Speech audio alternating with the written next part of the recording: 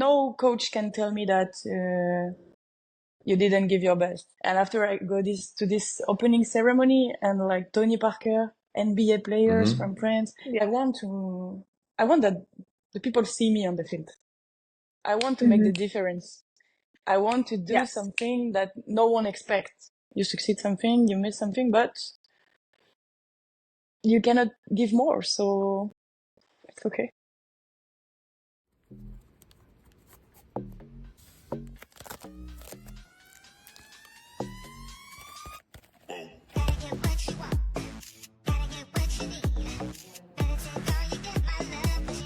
I got a Sophie here as well. Handball, USA against Greenland. Sophie, fast sold, baseline, straight to the other end for a goal. Welcome to Red, White, and Blue, the U.S. Women's National Team Handball podcast. Today's guest is Manon Houette, retired professional player and French national team standout. As a world and European champion and Olympic silver medalist, Manon has accomplished so much in the world of handball. Today we'll explore her remarkable career, delve into her most memorable moments, and gain insights that will inspire both players and fans alike. We're so happy to have you. Thank you for joining us. Thank you to inviting me. I'm so happy to be with you. So we'll start just with the easy question. How did you get your start in handball? It was so many years ago. I'm old now, so I will try to remember. But there is just a hall near to my house, and my father was the president of the little club. So my sister has 1 year more than me, and she tried. She really liked. So me, I just wanted to try before I tried the other sports like individual, like tennis or football. But I didn't like to play outside. I didn't like to play alone. So, and I wanted to play in attack, in defense, and run and jump. And handball was the perfect sport for me at the end. And did you compete with your sister a lot? Did you want to be better than her, or were you always good teammates? No, we never compete. I competed with my big brother, 6 years more than me. So since I'm really, really young, he always put competition between him and me. And that helped me a lot to grow up and to be better in sports, but not with my sister. She didn't really like compete. And I was so focused on me. I wanted to progress and I wanted to enjoy. So yeah, it was more competition with myself. And how did you get your start with the French national team? At what point did you know that you could be good enough to play with them? It was a lot of steps before to go in national team. I have like a classic way. In high school, I start to train every day. And after I go in the centre de formation, like 3 years before to be professional. And in this moment, I start to be in young French national team. But I broke my cross ligament in the same time, so I was not sure that I can be in the first team. So after the rehabilitation, I had 19 years old. I started to be in first division in Fleury. And I know that to be in this big national team with the best player, I have to be good, but just not one day. I have to be good for some years to be in this team, because the two titulaires, the two players who are already in the national team, they are very, very, very good. So I say, okay, in my head, it was like, you need to put 10 goals every game. You need to be perfect in defense. You need to be run like crazy. You need to make some interception. At the end, I understood that I have to make something different. I have to make something more than the other to be in the team. So I start shooting penalty, some interception, something to start to take really little angle on my wing, make something different. Like this, the coach will say, okay, I need this player. It's not like one more left wing. She has something special. Absolutely. That's really the key, is to have something special that gets you noticed, and they need you for their team. So what was it like to play on the French national team? We've had lots of listeners tend to have some questions, and that was a big one. What's it like to be at the top of the sport? Since the first moment was crazy. Like when they give you just the clothes, it's crazy. Like you have the Yes. shirt, all the things. Are like, wow, I already win because I have some free stuff.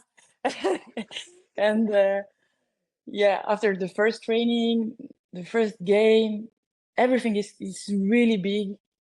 And before I thought that I never dream about this, but when I discover, I say, oh yes, I dreamed about this, because the feeling is incredible when you come in the hall and the people have the flag of France and they scream like number 13, Manon Houette, and everyone scream your name. It's like, what? It's really amazing. And after on the field, I felt on the beginning like I have nothing to lose, because everyone knows that I'm a young player. If I miss something, it's normal. If I succeed, it's crazy. So, but I had my first game in national team, and my second game was 1 year after. So Okay. it's good. Yeah, it's good to understand that it's not, okay, you are in the team and you stay in the team. I understand that every practice, every competition, it's a gift. Every game, every minute on the field with this, I really, really feel like every minute is a gift I have to enjoy, because that can finish the minutes after, It's how I lived this. Yeah, I think that's really important that you recognize that while you were still playing. A lot of people, after they retire and after they stop playing, then they say, oh, I should have had it more. I should have, felt that feeling more. But for you to have that ability to recognize how special it was while you were still playing is really important. Yeah, my goal was to just realize how much I'm lucky, and I fight a lot to be there. For example, the most big example, it's Olympics.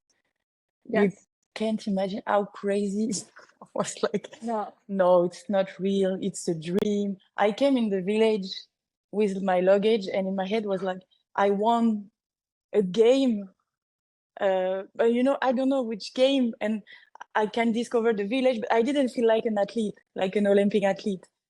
I had the feeling I'm just here to have an experience. And when the competition started, I was like, wow, I really realized how lucky I am, and I need to enjoy, for me, for my family, and for every person who dreamed to be here. And I'm really glad now, when my career is over, and I can say that I enjoy every second.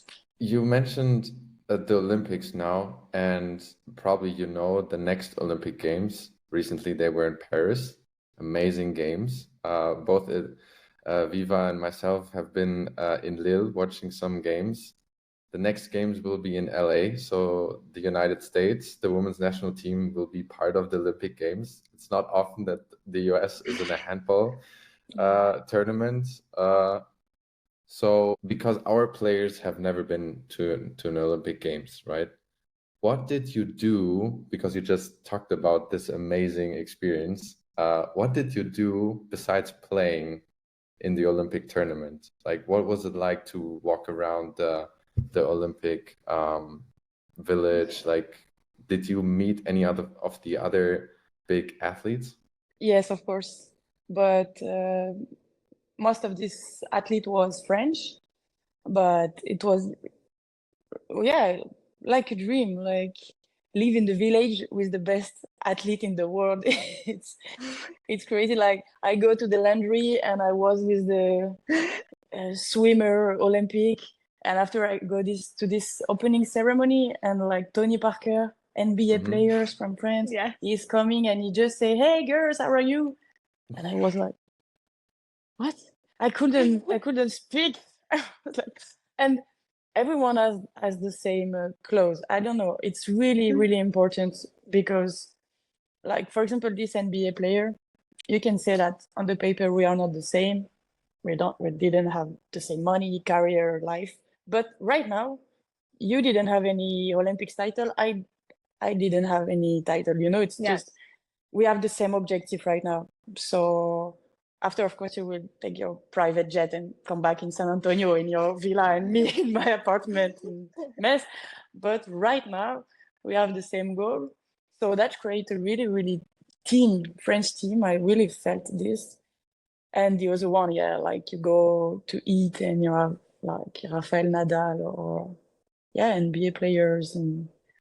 But it's weird because on the moment you think, after some days, you think, oh, like it's normal. When you come back home with your parents and you say, oh, it was not.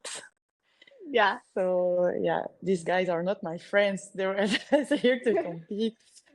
But yes, yeah, of course, I met some. I was really fan of a tennis player when I was young, Jo-Wilfried Tsonga. It's a French tennis player, and he come from a village really near to mine. So the first day, I was like, "Hey, Jo-Wilfried!"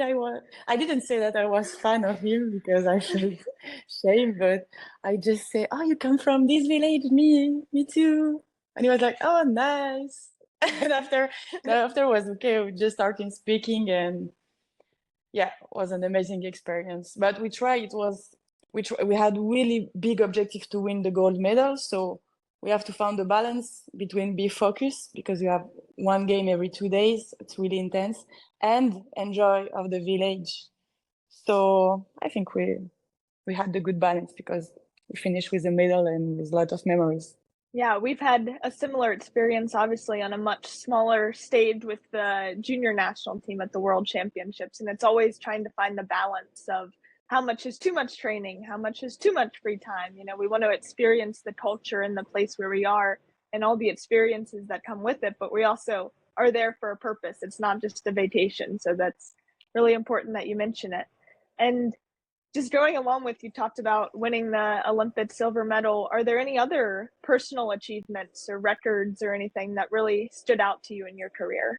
When we won the World Championship, yeah, it was a big moment for me because I remember that 1 year before we lose in the European Championship against Norway in semifinal, and I cried a lot. In my head, I was like, we didn't believe enough in ourselves. If we believed enough, we can beat this team.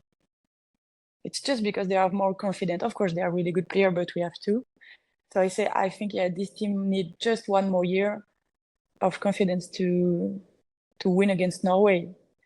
And 1 year after, it was like 20,000 people and just 50 French, and the other one was just Norway, Sweden, and the whole in Hamburg were really crazy. And it's one of my best, I think maybe my best memory because my final was crazy. It was 4 goals on 4 shoot for me, crazy goals. And I felt really the flow. Like I felt like I didn't have to thinking about what I'm doing because I just do it a lot in the training. So that come naturally. And I didn't remember before, but journalists asked to me before, what is the first things you will do if you're world champions? And I said, just hug my father. And I didn't remember, but when the game was over, the first things I just running in the tribune and my father cried. It was the first time I see my father cry. So it's, yeah, that you forget all the pain, all the sacrifice, all the bad stuff. Yes. You just remember this moment. And we'll kind of move on to our next kind of segment. How have you evolved as a player throughout your career? You started when you were really young and then worked your way up to all these championships. What are different things that you've done to kind of progress throughout your career? As I say on the beginning, the most important for me, it's because of my personality. I want that the people see me on the field. I want to make the difference. I want to do something that no one expects. It was like the goalkeeper think that when I jump like this, it's easier to shoot here, so I will shoot in the other space on the goal just to surprise.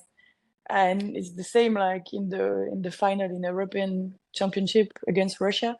We were one less in defense, and I say, okay, I go to make an interception. It's a big risk, but it's the only way to have big succeed. So absolutely. I really believe on this. And yeah, and in every training, I give a lot in every game. Like it's just warming up game. For some people, it's just okay, I'm warming up. No, for me, in every ball, in every shoot, Yeah. yeah, I really built my career on this. Like that can make the difference. And yeah, the national Yeah, you coach said never. that you. Yeah. I was just gonna say you never take a play off. That's your kind of mindset. Yeah, but at the end, So it was really hard for my body and for my head, my career, because it was always 100%. So it's not a really, it's this advice. It's like you have to find the balance, like give your best, but when you are tired, it's possible to manage and to work differently, more technical stuff, more details, and not always in 100% of energy. yeah, that's really important to find the balance. So I do a lot with women's sports advocacy, and I've authored and illustrated a children's book about female athletes. And one question that a lot of our listeners brought up is, what advice do you have for young athletes who aspire to be like you one day? An advice for young athletes? Yes. Yeah, for me, the most important is to have the good person around you. Really, if it's possible. Of course, sometimes just focus on the good person, because you will always have bad person who will try to take you down. Je sais pas comment on dit. But Yes, and tear you this down. person help too. This person help too. It's like the bad person can help a lot. When I was young in this first club in the Fleury, some girls of the team, they tried to test me, you know, and I was like, oh, they are mean, or I don't know. But at the end, that helped me a lot, because after one season, I cried a lot. I would say, oh, it's so hard. After 1 year, I was like, okay, now I will always be on time in the training. I will give 100%.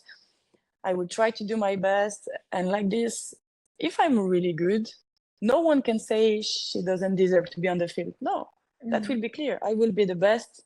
So yeah, my character start to be stronger and stronger. So yeah, just, it's not like use the people around you, but yeah, I think the people around you can help a lot. And when you cry, I'd like to have a good friends and good family around you too. My family, for example, just when I cried and I said, maybe I want to stop, it's too hard, my family said, yeah, stop. Et j'étais là, at the end, maybe I will go tomorrow again and try again. Yes. And the day after, I want to stop. Yeah, stop.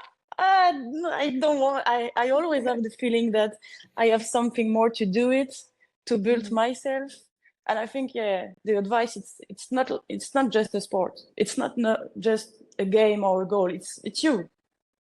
You build yourself. You know more yourself. It's this. Yeah, this sport. It's not just handball. It was a way of life. Like, yeah, that helped me to discover myself and discover my character and how strong I am. You mentioned a couple of minutes ago the specific scene in the game against Russia where you intercepted the ball and went to the fast break, and then the small lob.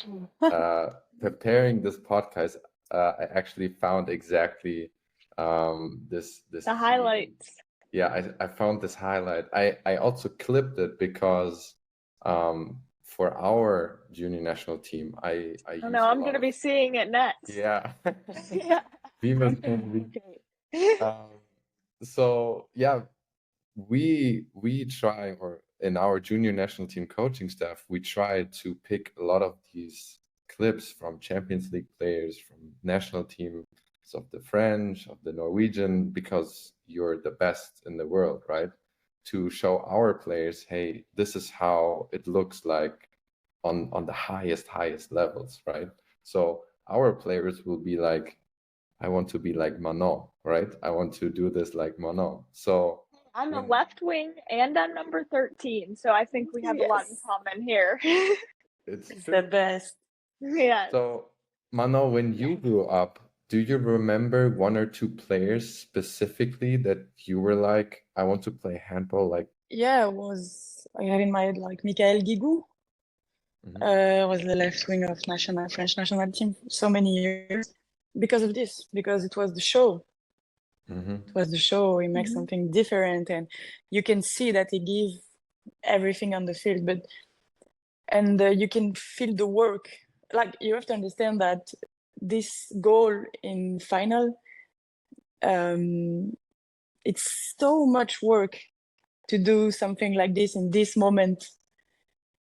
And I felt so many different feelings in this moment. Like, I wasn't on the bench most of part of this game. So I was on the bench, and on the bench I was like, okay, what can I observe? I can use it when I will be on the field. That is so important. And in my head, I was like, I'm left wing. It's a final of European Championship. I will have maybe 1 or 2 shoots and 1 or 2 very important action in defense. I have this to manage. I'm not playmaker. I'm not a goalkeeper. That will be my role. It's really important to know your role in the team. And I say, okay, these 2 players, they are the best, Yakireva, Dimitrieva. And when that start, the ball will start to be lourd. When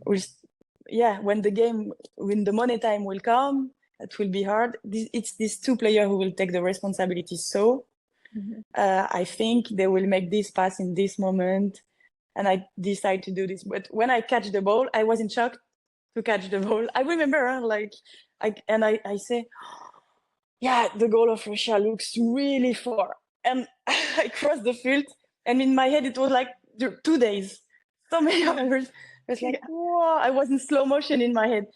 And I cannot explain, but I say, since I catch the ball, I decided to do this shoot. I don't know why. The lob. I never do this shoot. If you watch the rest of my career, I never do this shoot. But I decided this. The goalkeeper was really tall. But I say, one thing in my head, I say, jump as far as high as possible. They just jump and wait, like on the wing. The coach always say that. Just focus on the jump high, your arm. And after I do this, and the goalkeeper of Russia touch the ball, so the life, it's nothing. It's just millimeters. But I give my heart and everything on this moment. And it's what I see on Michael Guigou. I want to be a player that you want this player in your team, because you know that in the big moment, I can be here, and I'm always here to help the team. So I'm inspired by this type of player. Oh, one follow-up. Would you say that is the biggest skill or quality you think made you successful, or makes a professional handball player successful, to always want to make your teammates better, or is it something else? I don't know. It's really hard. It's better maybe to ask to my teammate or coach. But I think I never... Comment tu dis tricher? Tricher? Yeah, as I explained, when I do something, I don't try to hide myself. It's just natural. Have to be authentic. Yes. Yeah. Yes. You can. No coach can tell me that you didn't give your best. And I think all my career I played. I'm so lucky. National team in every club. I was not a lot on the bench. I always had responsibilities, and I think the coach always give me responsibilities because they knows that when I'm on the field, I can make mistake. Of course, I can miss some stuff, but I always give my best. I think that's a good advice. And after, I wanted to finish every training and every game and say to myself, it's okay. You succeed something, you miss something, but you cannot give more. So it's okay.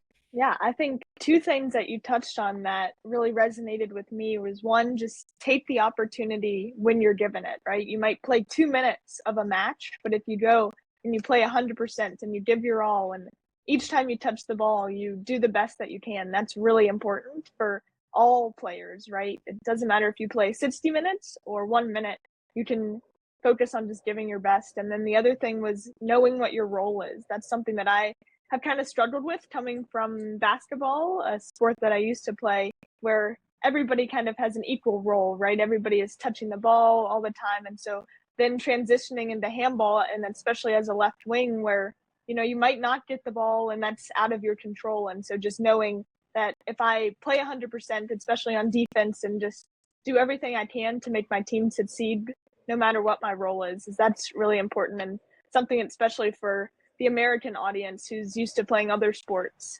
So, Yeah, it's so interesting, and make confidence to your instinct. Mhm. That it's really important, because when you're on the field, the coach can speaking to you, but you have the ball. You can do it what you want. Yeah. When I was young, so many persons say to me, "You are insolent." Can you say this?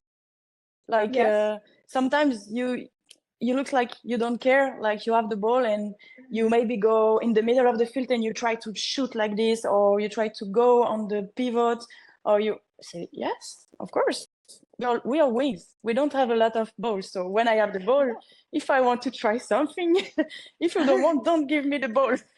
And yes, I'm frustrating if I finish. Of course, it's the collective project. But if I finish the game and I didn't have any opportunities, I would feel guilty for myself, because the other player tried to do the best too. So I say I have to provoke my chance, and I have to, and if I don't have shoot in the attack, maybe it's because I have to go in counter-attack faster.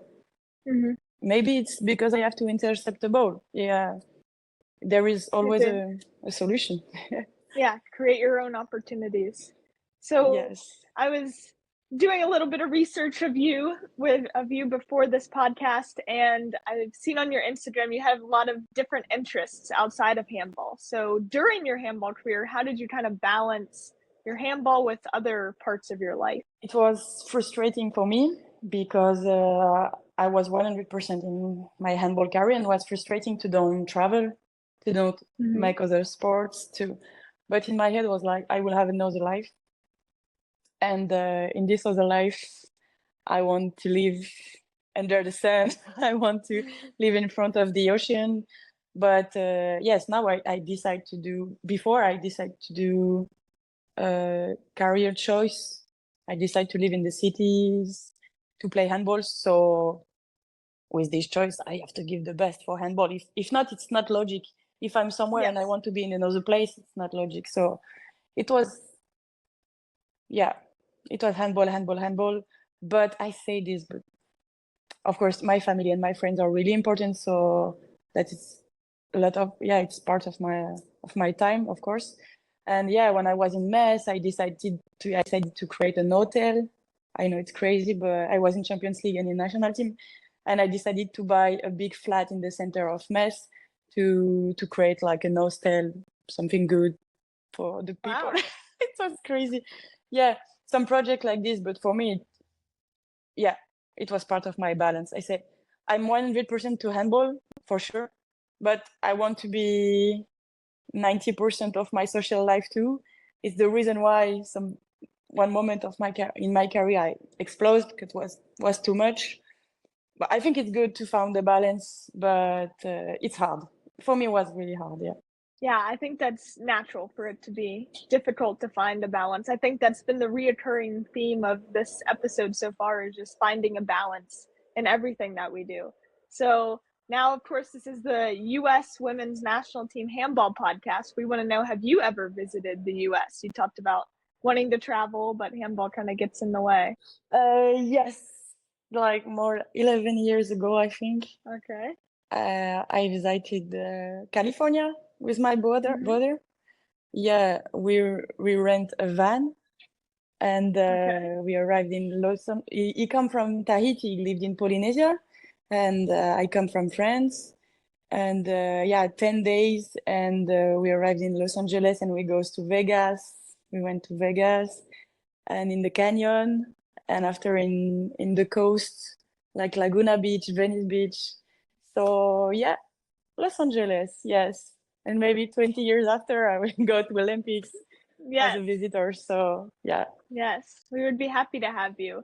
And What has your impression or idea of handball in the United States? Did you know that we played handball in the United States, or what did you know about it?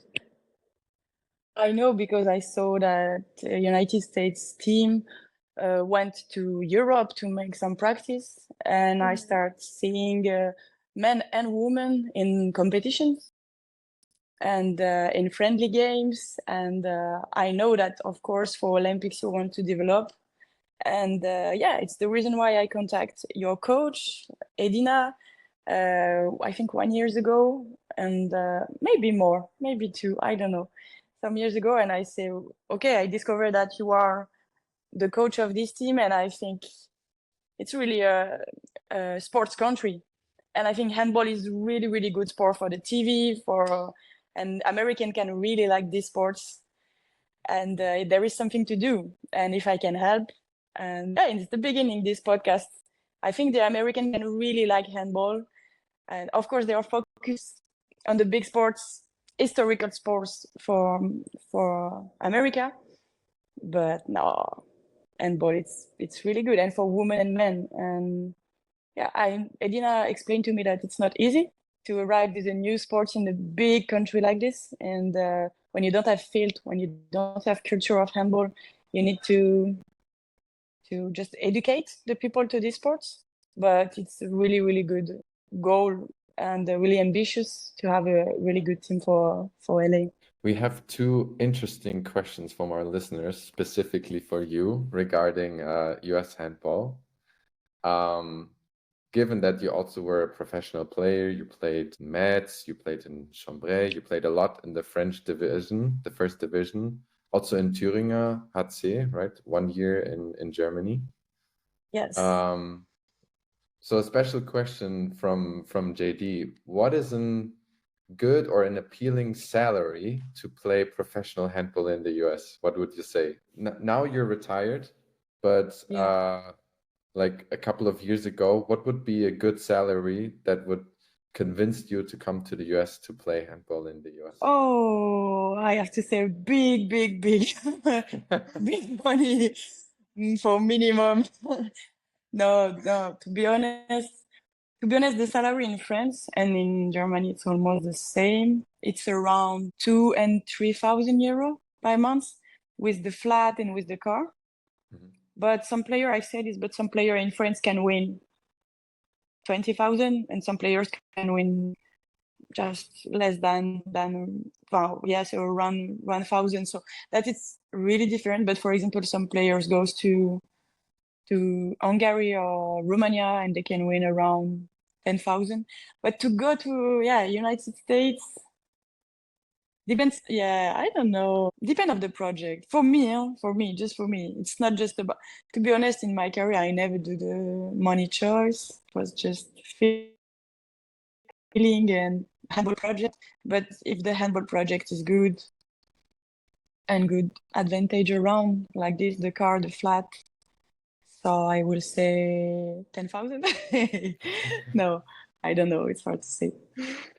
No, I think first of all we have to make or invest all the work to build a professional league before we can lure players from Europe to come to the US. Hopefully that will be the case. But I'm agree that I think some player from Europe can really help the league to grow up, and you have to find a player with this ambition to prove that it's possible in another place, to prove, with something inside, like, okay, I want to make something different. You mentioned the project has to be right and the project has to be interesting, right? So of course money is always important, but if the project is interesting, then that's attractive. So I know this is a big question, but you mentioned educating is important, right? To grow the sport. What would you say other than that? What does the US handball community have to do, or what do we worldwide have to do to further grow the sport handball? So it's not just in Europe, but in North America. We have Brazil, we have Angola is so strong on the women's side, right? We have a little bit of handball in Japan, but it's really European that dominate. So what do you see that the smaller countries have to do to grow the sport? It's about the value. For me, it's about the value. Like handball has perfect value, like the collective. Like you're coming to have pleasure. There is space for everyone. If you are tall, if you are small, if you are, yeah, we don't care. You have somewhere on the field to play, and we don't care about. You don't have a lot of money to play handball. You know, it's like, yeah, shoes, and you're coming as you want, as you are. That it's really important too, I think. And yes, this value of collective, of pleasure, and education of your body, that it's important. I think in Norway, for example, they are really autonomous. I don't know how to say that. They know what to do in musculation. They know what to do on the field. So, of course, that starts when you're really young. But yeah, it's as you say, as I said before, it's the way of life that sports will help you to feel good in your body, to have some friends, to have a new goal every week, every weekend. I think it's more this like a way of life, to know some different people. Because me, when I discover my first professional club, I have to work for the same objective with girls who was 18 years old and 40 years old, a different color, different culture, different education. But at the end, to try to build a team with different girls and goes somewhere, it's magic. Yeah, it's the idea that sports can unite us, no matter our race, our gender, our background, our culture. Sports has the power to kind of bring us all together and unite us on a common front. And I think that's something that our US team does especially well, right? We come from all these different countries, all these different walks of life, but we're all united by two different things. We're American and we love to play handball. And so, yeah, it's just great. But we've spent the podcast talking about all of your successes during your career, but what factors influenced your decision to retire from professional handball? I was physically and mentally tired about this life, because it's 15 years, 100% on something. And I want to feel more free, to live where I want, to live, to put the priority on my personal life too. Because move from club every 2 years, it's hard to build something. And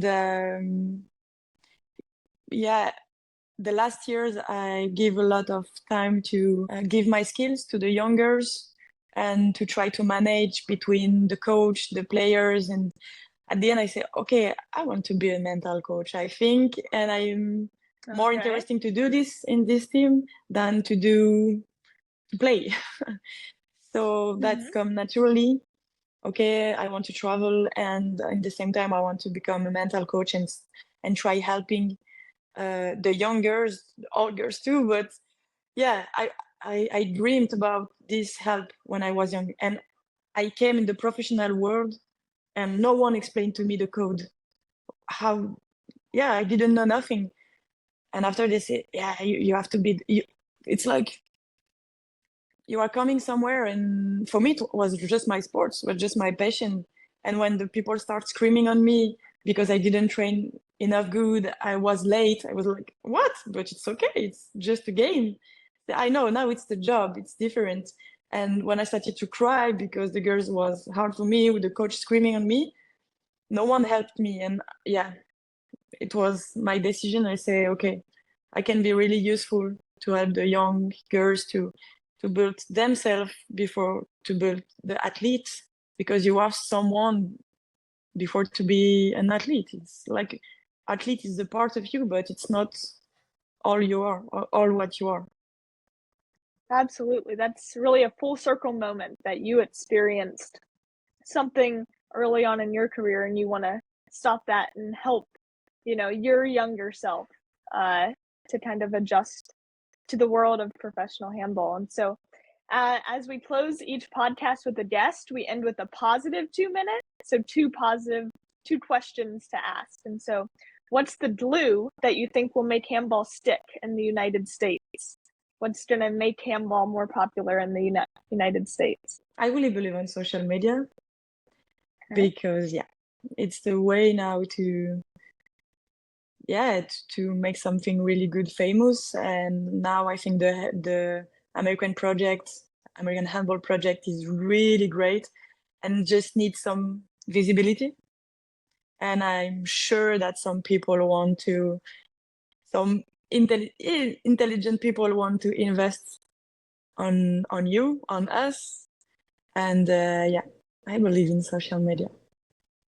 Awesome. And the next one is, imagine you're in the huddle with handball players from around the world. What advice from your own experiences do you share with them, our listeners? The most important is be yourself, but it's not easy. Like, you have to discover who you are before to be yourself. And that is really, really hard.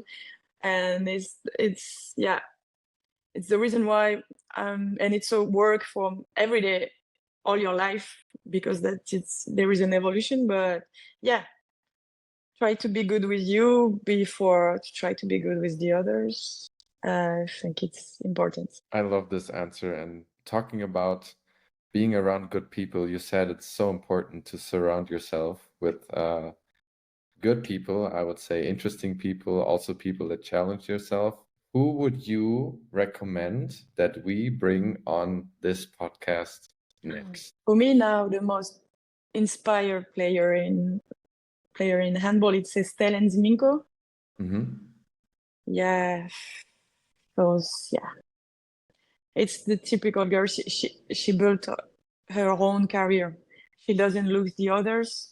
And so many persons say, your game is too crazy, or and at the end she found a good balance between what she is and what she wants to be. And it's crazy to see now how she managed the life between Dior and national team. She's the captain of national team. It's crazy. Yeah, I met her in the high school, and Wow. She's very inspiring. Well, thank you so much for joining us today. Where can our listeners follow and interact with you? On Instagram or? Yeah, it's on my Instagram in Manon Houette.